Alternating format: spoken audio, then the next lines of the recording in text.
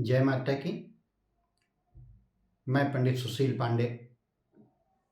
मेरी कामना है भगवती आपका हमेशा कल्याण करती रहें, आपके ऊपर अपनी कृपा बनाए रहें।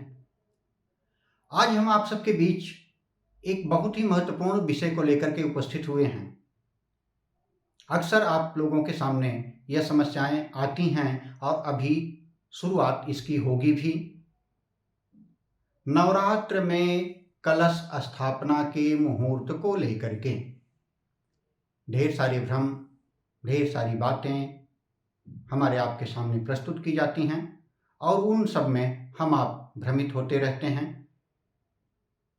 तो आज मुझे लगा कि नहीं, यह आपके सामने प्रस्तुत किया जाना चाहिए। इसलिए जो शास्त्रों में उल्लेख किया गया है, हम उन्हीं बातों को लेकर के आपके समक्ष प्रस्तुत हैं। उसके निराकरण का प्रयास कुछ प्रमाणों के आधार पर करने जा रहा हूं। ध्यान से सुने। यहां प्रथमतया तो हमें नवरात्र को समझना होगा, जैसा कि पीछे भी मैं बता चुका हूं।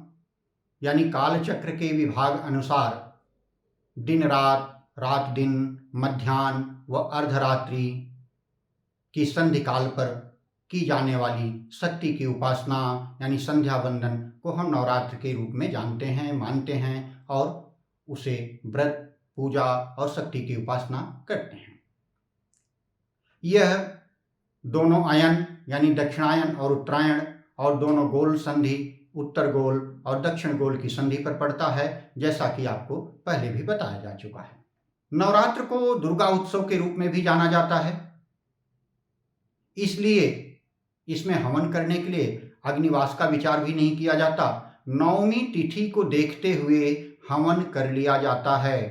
शास्त्र में चूंकि कहा गया है, विवाह यात्रा व्रत गोचरेषु चूडोपवीते ग्रहणे युगादौ दुर्ग विधाने च सुत प्रसूतो नैव अग्निचक्रम परिचिंतनीयम। ग्रहणोद्वाह गंडाते तथा दुर्गात्सोऽपि च तदामग्निं चक्रं नवालोक्यं ग्रह शांतौ विचारेत। यानी इन स्थानों पर अग्निवास का ध्यान नहीं दिया जाता। तो यह नवरात्र दुर्गात्सव है, इसलिए यहां भी अग्निवास नहीं देखा जाता। जबकि यह नियम है कि हवन आदि को करने के लिए, अनुष्ठान वगैरह को करने के लिए अग्निवास का विचार परम आवश्यक हो जाता है। जब अग्नि का वास पृथ्वी पर पाया जाता है, तभी विद्वान लोग अग्नि की स्थापना और यज्ञ आदि का कार्य संपादित कराते हैं। कलश स्थापन में संशय क्या उठता है? जो भ्रम हमारे आपके सामने खड़े होते हैं, वह क्या भ्रम खड़ा होता है? यही ना कि चित्रा नक्षत्र है, वैधृत योग है, व्यतिपात योग है। ठीक है, मैं भी मानता हूं, शास्त्र भी मानता है कि चित्रा नक्षत्र में देवी की पूजा आरंभ नहीं की जाती है। व्यतिपात और वैधृत योग समस्त शुभ कार्यों में त्याज्य हैं, जैसा कि वृहद ज्योतिषार में कहा गया है, सर्व वैधृष्टो व्यतिपात योग सर्वेप्यनिष्ट। लेकिन यहां इस बात को समझना होगा कि यह कलश स्थापन दुर्गा पूजा नवरात्र के उपलक्ष्य में है, न कि अलग से किसी विशेष अनुष्ठान आदि को लेकर के।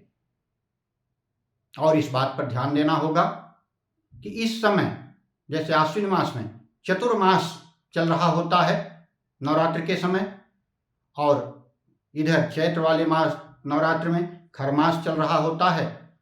लेकिन नवरात्र के चलते सभी शुभ कार्य कर लिए जाते हैं बिना उनके मुहूर्तों को ध्यान में रखते हुए। बहरहाल चित्रा नक्षत्र को यदि हम ध्यान में रख ही लेते हैं तो कात्यायन ऋषि का कथन है, प्रतिपदा अश्विन मासे भवे धृति चित्रयो आद्यप्यादो परित्यज्य प्रारंभे नवरात्रकम। अर्थात आश्विन मास की या चैत्र मास की प्रतिपदा तिथि में वैधृति तथा चित्रा हो तो उनके आदि यानी आरंभ के 2 चरणों को छोड़ करके नवरात्र का आरंभ कर लिया जाए। आइए समझते हैं नवरात्र की पूजा अर्चना को आरंभ कर लेने के भी संदर्भ में।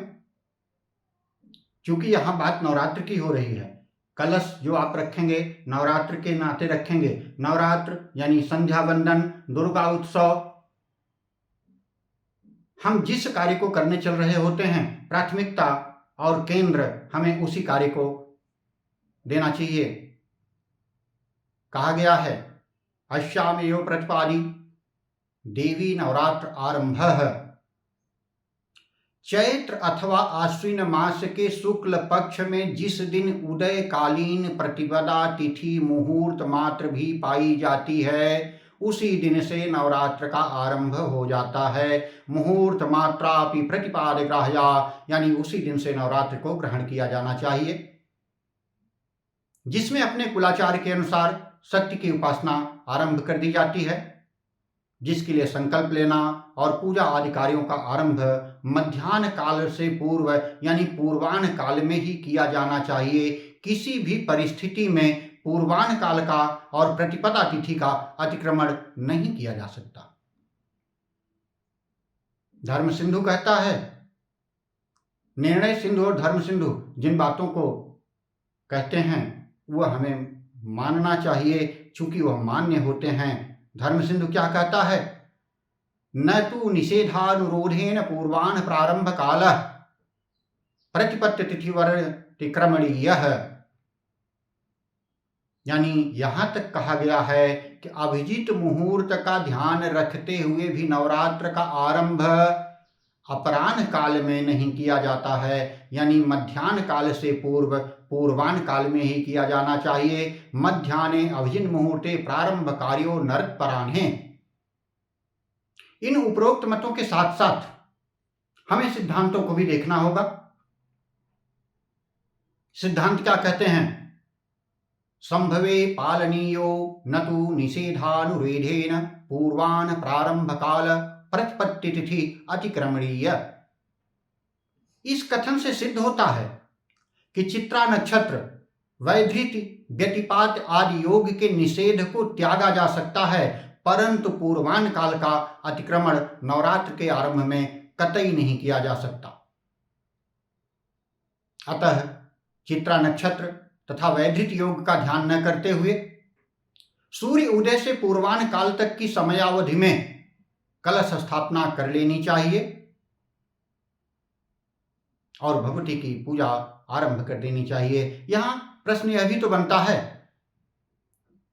कि आखिर कलश स्थापना के सिद्धांतों का अनदेखा कैसे किया जा सकता है, क्यों कर सकते हैं? मेरा सवाल है,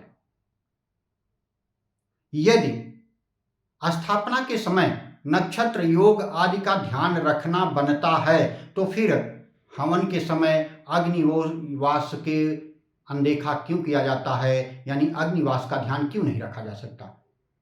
बताएं न उस दिन भी कि अग्निवास नहीं होने पर हवन नहीं किया जाएगा, नवमी भले बीत जाए, लेकिन नहीं, कोई विकल्प नहीं है ना उस दिन, इसलिए उसके बारे में आपको नहीं बताया जाता है। यहां आपको भ्रमित कर दिया जाता है कि नहीं, अजी चित्रा है, अजी वैधृत योग है, अजी व्यतिपात योग है, आप अब न करें, आप तब न करें। लेकिन आप प्रातः काल से मध्याह्न काल के बीच में कलश स्थापन करके भगवती की आराधना आरंभ कर सकते हैं। क्योंकि यह जो कलश आप स्थापित कर रहे हैं यह किसी विशेष अनुष्ठान आदि के लिए नहीं, यह कलश स्थापना आपकी नवरात्र के निमित्त की जा रही है। इसलिए आप लोग निसंकोच, बिना किसी भ्रम के, आप निश्चिंत होकर के मन में भगवती की श्रद्धा, उनके प्रति अटूट विश्वास रखते हुए आप कलश स्थापन करें और जैसे भी बन पड़े आप भगवती की उपासना, आराधना, चिंतन, मनन, श्रवण वह करें। भगवती आपका हमेशा कल्याण करती रहें। जय माता की।